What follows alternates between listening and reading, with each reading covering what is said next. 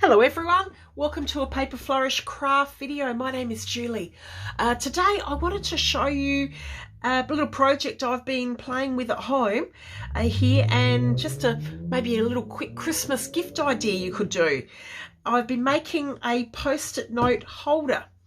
So I've made this one here. Look at the shine and sparkle on that one. And then I've also made this one here. Beautiful blue and copper. So I wanted to show you how I've made this. So it just flips open and you've got your postal notes in there. It's a nice little cover for it. The products I've been using to make these are Stamperia products, and I'm going to take you through the process of creating one of these right now. This is just the standard post-it notes that I've bought at the supermarket, and this is 3 inches by 3 inches, 3-inch square. I'll just pop those to the side for the moment.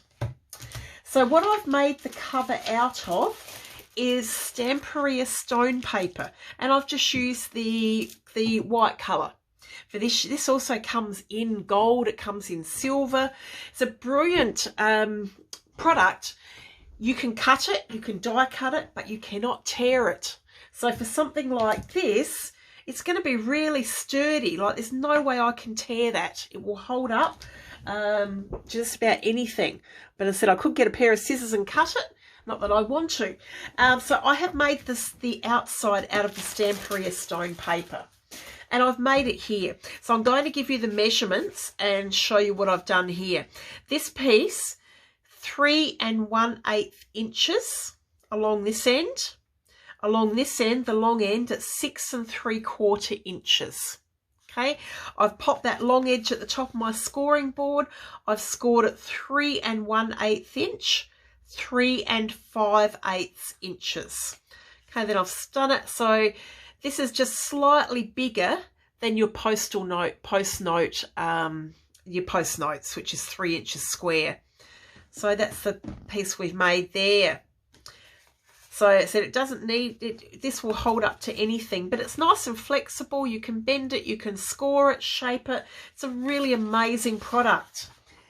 Now the first thing I'm going to do is stencil an image onto here, and I'm going to use Stamperia volume paste. It's a really nice modelling paste to use. I'm just going to get a piece of scrap paper to pop down. There we go.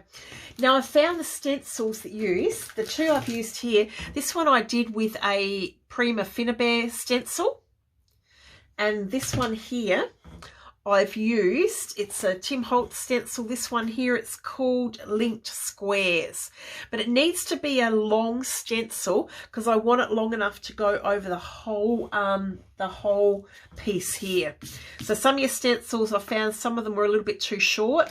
I needed to go for one that was longer. So I'm going to use another one of the Tim Holtz stencils. This is called Focus. Take it out, and you'll see it fits. The Tim Holtz stencils are going to fit perfectly over this from top to bottom. It'll cover the entire piece of stone paper. So with my volume paste, and with this I've got one of the palette knives. I love using the metal palette knives. I find they're the best to use. I'm going to get some of this, using the bottom of it flat. Hold the palette knife flat. I'm going to spread this over the entire area. I want to cover it with the paste and the stenciled paste image. Okay, so I've taken the stencil away and I've got that stenciled paste all over the piece of stone paper. I'm now going to give this a really good dry with the heat tool. It needs to be 100% dry.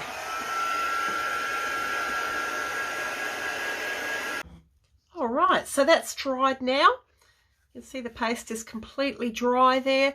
If you've got a little bit of a rough edge on the side there where the paste has just sort of come off the side a bit, Couture Creations, this is their sanding block. You can use that to remove it. Well, you could use it if you don't mind having the rough edge on. There's nothing wrong with it. But this is a quick way just to smooth that off. If you decide to, once that paste is dry, it'll just come away without a problem. So that's tidier there. Now I'm going to fold this again along the fold lines. You can see the paste bends no problem with it. It hasn't cracked at all. And so we've got the piece there with the image on it. I'm now going to paint this with Stamperia Black and Matte Superbase. Just going to squirt a little bit onto I've got my little palette sheet next to me here. So I'm just going to paint that till it's completely covered. Want to go right in the grooves as well.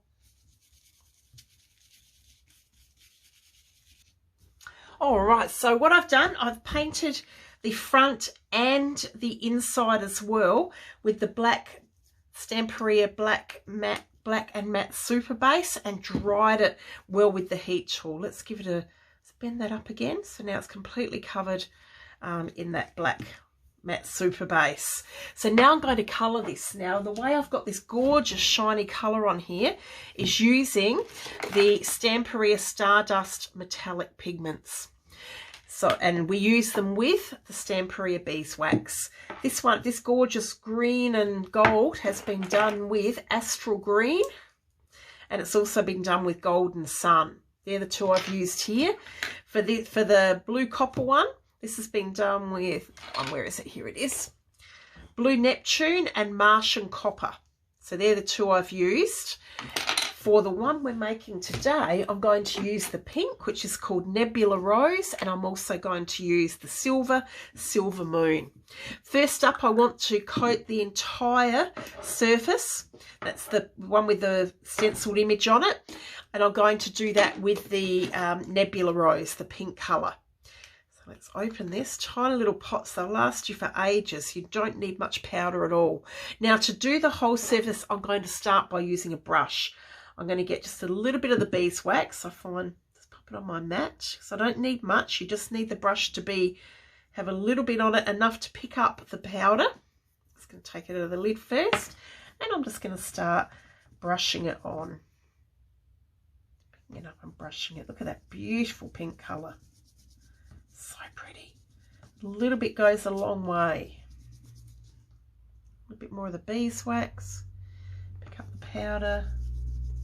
You don't want to have heaps of beeswax, just enough to be able to get the powder onto the brush, to be able to pick it up and then move it onto the colour. These work beautifully on the black base. You can see there. And see how it's picking up the stencil pattern? Really, really pretty. Oops, got a bit too much powder there. Take that off in the lid. There we go.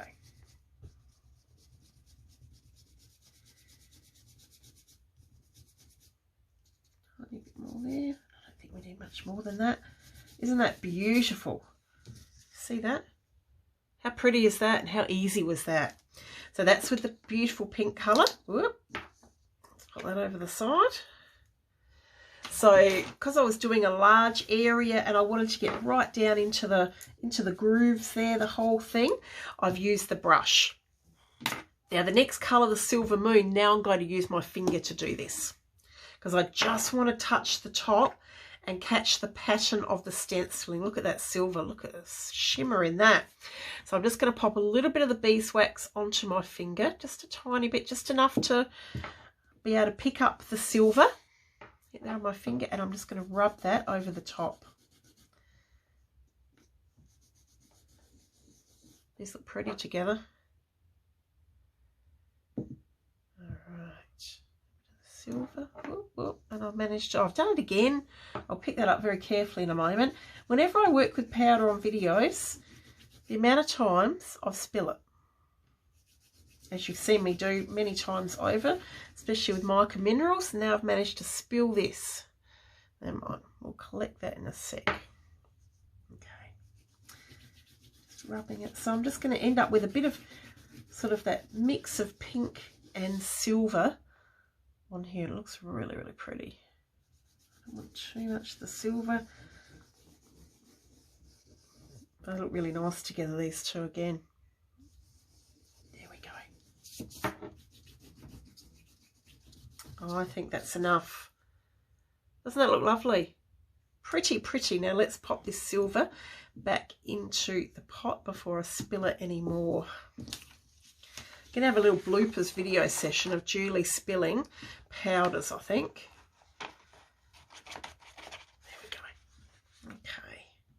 pop the lid on before I spill it again. But that's how easy it is to get that colour onto the, so you can see I've used hardly any beeswax and hardly any powder. I spilt more than I used, I think. All right, so I'm just going to get myself a clean piece of paper. So that's the outside done. Super easy, wasn't it? And that'll dry permanent. You can't brush it off.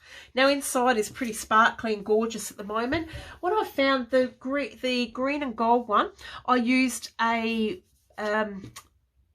we call it metallic gilding polish to colour the inside there.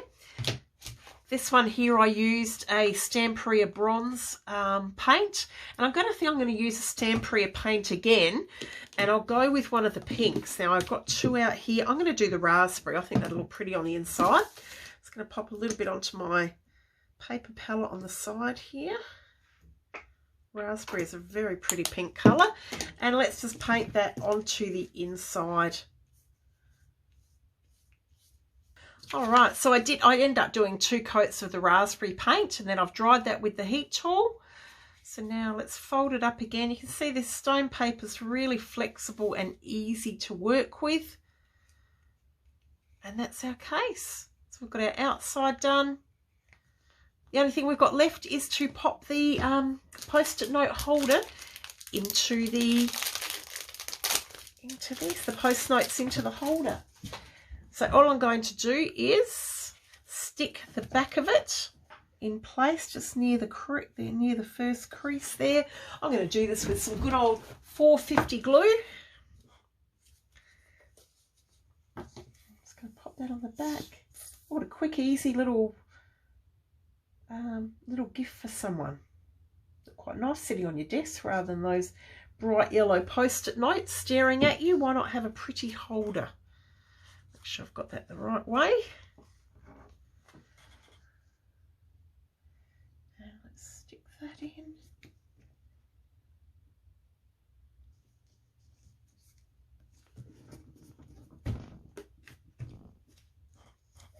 It's stuck down. Bend this a little bit just to shape it, and there we've got our post-it note holder. Pretty, isn't it? Look at that. Easy, easy gift. So the one we've done today, done with the pink and silver, and then the green and gold, and of course the blue and the copper. Thank you very much for watching. Have a wonderful day. Be back again soon with a lot more craft videos. Thank you. Bye.